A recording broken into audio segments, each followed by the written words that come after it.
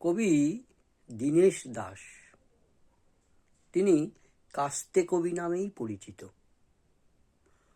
1913 সালের সেপ্টেম্বর মাসে উনি জন্মগ্রহণ করেন আর দেহ রাখেন 1985 সালের মার্চ মাসে। তারিখগুলো এই মুহূর্তে মনে নেই, তাই বলতে পারলাম না। উনি আন্তর্জাতিকভাবে খ্যাতি লাভ করেছিলেন কাস্তে কবিতাটি লিখে।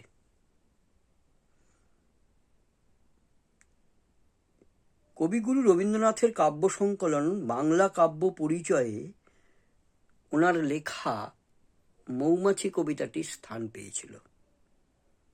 পরবর্তীতে এই মৌমাছি কবিতার ইংরাজি অনুবাদও প্রকাশিত হয়। আসুন সেই কাস্তে কবিতাটির আমি পাঠ করছি। আমি তো বাচিক শিল্পী নই, আমি পাঠ করে একটু শোনাচ্ছি আপনাদের সেই কাস্তে কবিতাটি। কাস্তে। বেয়োনেট হোক যত ধারালো, কাস্তেটা ধার দিও বন্ধু।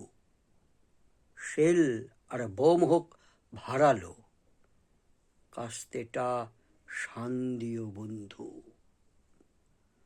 বাঁকানো চাঁদের সাদা ফালিটি তুমি বুঝি খুব ভালোবাসতে?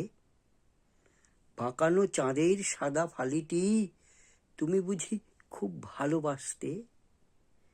চাঁদের শতক আজ নহে তো, এ যুগের চাঁদ হলো কাস্তে।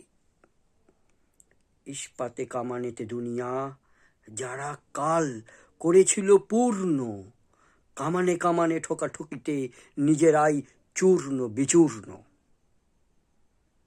চূর্ণ এ লৌহের পৃথিবী, তোমাদের রক্ত সমুদ্রে ক্ষয়িত গলিত হয় মাটিতে, মাটির মাটির যুগ ঊর্ধ্বে।